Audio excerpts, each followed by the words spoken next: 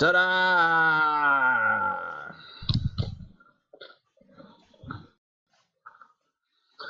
Okie dokie, what are we doing here? Well,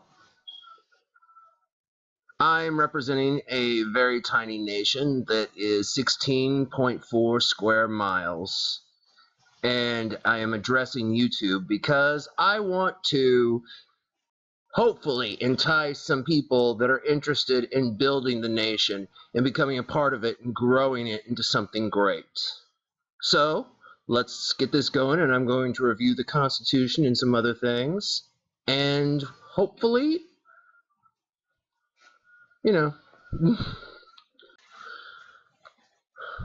the peoples of the territories and land of the nation of Dis hereby form a government ruled by a constitution and the rule of law, in pursuit of a nation venerating true freedom of the individual, free of subjugation. This government will be the Confederated Libertarian Ancapist Empire, a confederation of member states that act free as their own sovereign nations, but are grouped together in an equal manner to form a place greater than the sum of its parts.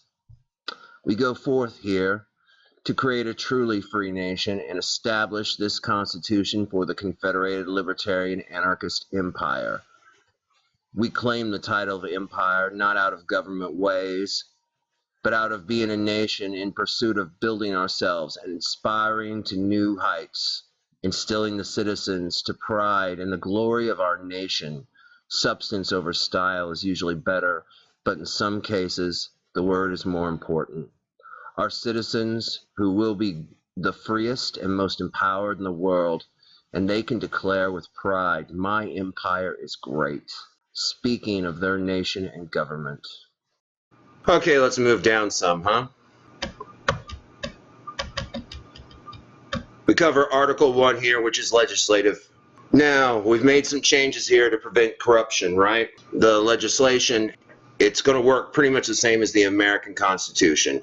You have your Senate, you have your House of Representatives. We've added a Chief Committee Representatives branch that would represent the President's cabinet, because this is a place where a lot of corruption comes into a country. So the people will elect the cabinet, essentially. We're calling it the Chief Committee Representatives, through a general vote and election. They'll also have the power to run the committees, appoint various staff within the Senate and the House of Representatives. Beyond that,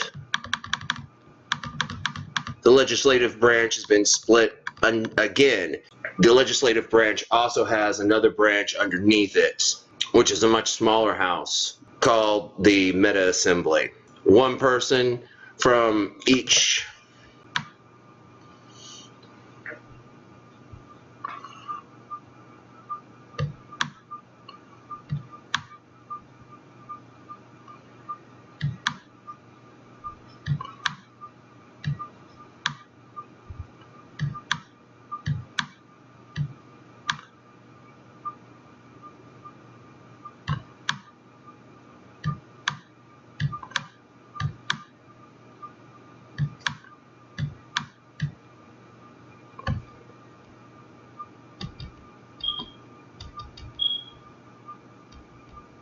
The Meta Assembly will function like the legislative branch.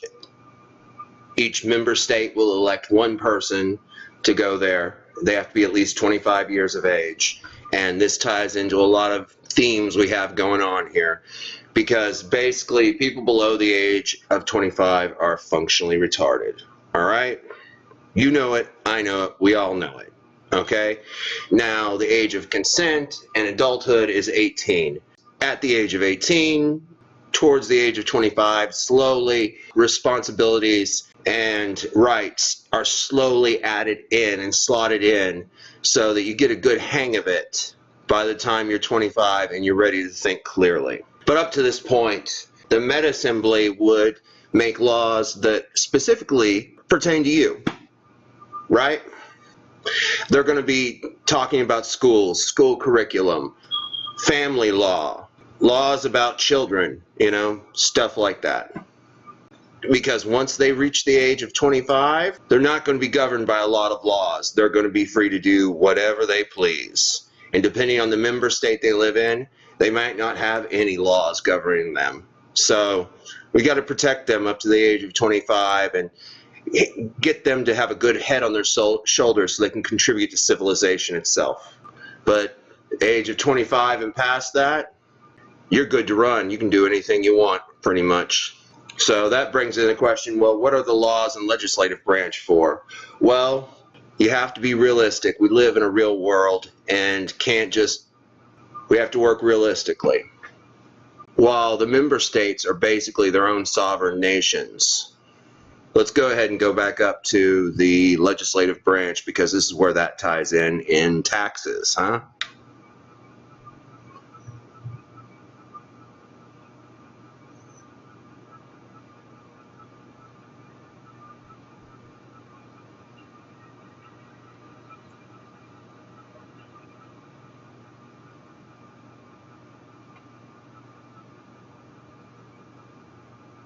Okay, taxes and finance.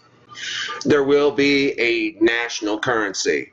This currency, you can't have a gold standard. I'm sorry. It's just not realistic in the world we live and the amounts of money we have to do business in. So what we'll do is the legislature will be responsible for running stock markets and investments, cryptocurrencies. These cryptocurrencies and stock markets investments will be responsible for establishing the value of the money, the minted money that we make. All business conducted with the federal government will have to be done in that currency. A member state can have its own currency, but if you're going to do doing business and paying taxes or whatnot, and business between member states is going to have to be done in the actual currency of the country. But beyond this, also, taxes are voluntary. Taxes will be done in a prorated a la carte system, very transparent. You are paying taxes for this. You are paying taxes for that. You don't want to pay taxes for that thing. That's cool. You also don't get that service. You don't want to pay taxes for police. You don't get police. We'll be living in a very small country. Having a police station on the federal land just outside the member state won't be that far from your actual home, or a fire station for that matter. So it doesn't present as much as a problem. It'll be the responsibility of the nation to keep up with these utilities and services and provide them and do a good job of it in such a free market as we're establishing, as close as you can get to ANCAP or libertarian ideals in real life, in the real world, in a real country. There's going to be private organizations that come forward and say, I can provide this cheaper and better for you. So part of the government's responsibility, if it wants tax money so that everybody gets paid, including the representatives, they're going to need to do a good job. Always stay on the cutting edge of how services should function. One tax you will not have any say in is school taxes. However, what will happen is you'll pay the taxes for your kids' school tax. That goes into a fund that goes into the investments, the same investments that the currency is based on. It goes into a fund and accumulates interest and grows and gets bigger. Your kid needs to go to this school. Your kid needs medical attention. Your kid needs cancer treatment, whatever. It'll be covered through this fund. You don't have kids, you don't got to pay it. Seems fair to me. This fund is going to accumulate in price until the kids reach the age of 25. Again, this is as close to libertarian or ANCAP ideals as we can get in reality. So at the age of 25, they're going to be a very free individual, and we ain't going to provide any government services for them at that point. So at the age of 25, basically they win the lottery, and they will get paid the cash value of that investment in them by the government through the investment department. Now they can blow it and work a job for the rest of their life. They can start a business. They can travel the world. They can move somewhere. They can invest it wisely and make it 25-fold, whatever. That's their business. So that's how we'll be handling that. It is an excellent way to provide social services for people throughout the course of their life and their entire life, and in a fair manner, giving them a better start in reality than they do in any other country in the world. The president, or as we're calling it, the premier, because we want a cooler title. The president sounds whatever. We're going to call it the premier, and it's basically exactly the same as the president. No real changes have been done here. You can read it for yourself. And the same has been done for the judiciary branch. Nothing's changed. All the checks and balances are the same. All the powers are the same. Actually, I take that back. We've taken away some powers and moved them to some other branches, because in the modern world, we've seen that corruption can creep into this form of government and how that works. So it's been done to the best of our abilities to correct that.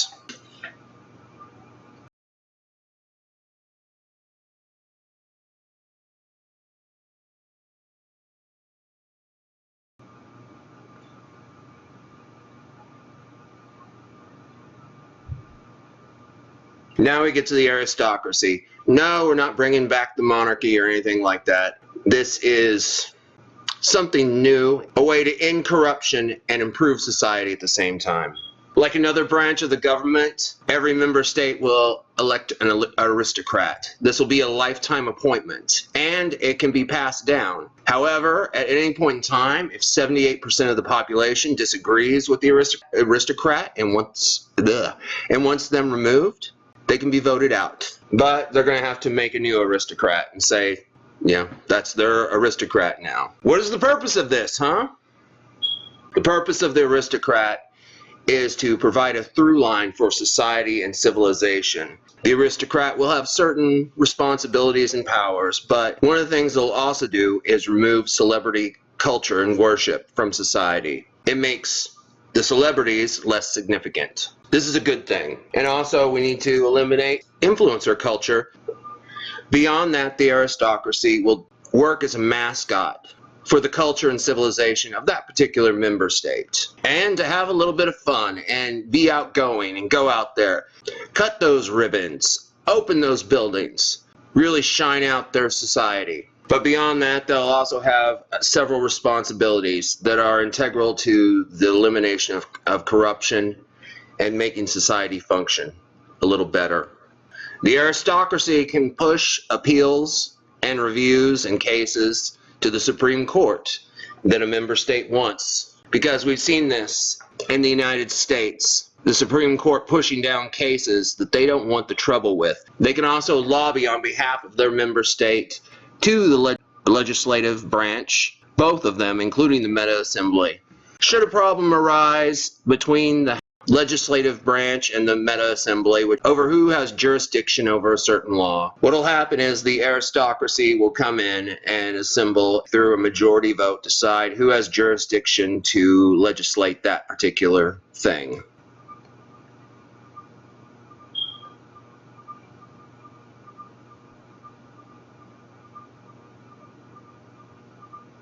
And lastly, the Regency. The Regency, in accordance with international law and requirements for a nation in the modern world, will exist. It will appoint ambassadors, run embassies, and it will have the ability to override the executive branch and the legislative branch on foreign policy issues, treaties, whatnot. This is a requirement for a nation to function in the modern world.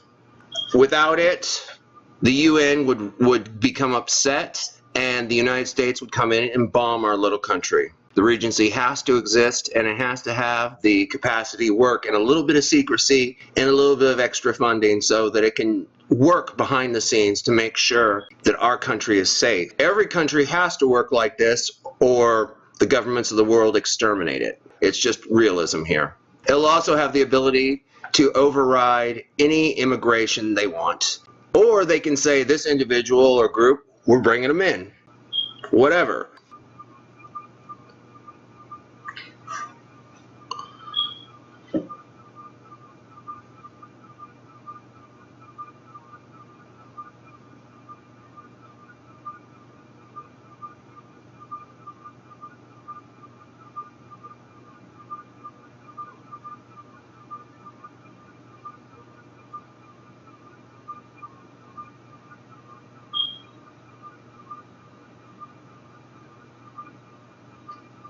Okay, the member states. We'll just work from the handy-dandy diagram from here, right?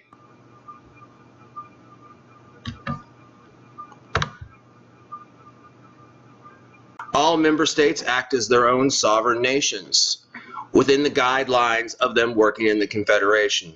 We went over taxes, we went over currency, we went over how we integrate those things and services. Because again, very tiny nation, the member states even smaller. So to have a police station or a fire station just on the outskirts of a member state isn't a crazy notion. We covered the Department of Investment and how that will handle social services for the duration of everybody's life. One thing I do want to cover, there's always a concern in this type of government structure that when people talk about, they're like, what about monopolies? What about this? What about that? What if this person becomes too powerful? Okay, we're going to put the option in there. If 33% of one member state or 12% of 3 other member states citizens complain to the federal government of private authority or business monopoly problems, or for that matter, governmental problems of a member state, then the legislature will be obliged to investigate and correct the problem however is necessary. We've taken some stopgap measures in that throughout the laws. One of the main issues with somebody acquiring so much power is intellectual property, especially for businesses. The original creator of an intellectual property item can hold on to the rights to that for the rest of his life or her life, no matter what. No big deal. But if they sell them, the purchasee of this intellectual property can only hold on to it for 10 years until it becomes public domain. This prevents corporations from accumulating too much power, so that way smaller businesses after 10 years have an opportunity to jump in there and use that property to make a better product and compete with them. But also we're going to go one step further on intellectual property. If someone changes a thing, whatever it is, by 25%, the intellectual property rights of that thing are that person's now. So you change a book by 25%, that version is yours now. So you better make a goddamn good version, huh? And so you don't have to worry about that. Or somebody's going to be up right behind you to say, you know what, I can do better. And this goes for all corporate products as well. Considering how lenient we are on taxes, every other function of the state and laws, and even working to say the government has to compete with private businesses as of what we've done. The private businesses should be held to the same standards. So you have these tiny member states. They can be whatever they want. They can be an anarchy based on the size, because some of them are going to be the size of a very large house, and some might be the size of 10 city blocks squared. We've got 16.4 square miles to work with, and we're just going to do it as best we can. So some of these, they might be an anarchy, no rules. They may be little Ancapistans. They may be a representative republic. They may be a democracy, maybe a direct democracy. They may be a theocracy. They may be a technocracy. They may be communist or socialist or fascist, whatever they want to be. However, in dealings with the federal government, they have to follow the laws and the election processes that we put forward. As long as they don't interfere with that, they do whatever they want. So member states will have the states' rights that was always intended for the Constitution, but was never given. I think I've done a pretty good job here outlining some things, and we'll just do some more videos as it goes along and people have questions. Remember, I'm doing this not because I'm interested in money, not because I'm some weirdo that wants you to move out to the middle of nowhere, my little desert island nation, recognized by the UN. I'm doing this because, along with the actual nation itself and the peoples that want to move there and grow it, we're lacking in some major things that we need. So, and hopefully, perk some interests, bring some people in that want to develop it. And with the opportunities we're bringing via taxes and laws, bring industry there and feed everyone. So, all right, we'll carry on from there. Okay, so that's everything. And we'll probably post more videos and go through everything even more. If you have questions or comments, down in the comments section, and in the description will be the Constitution as well as the handy dandy diagram. Bye.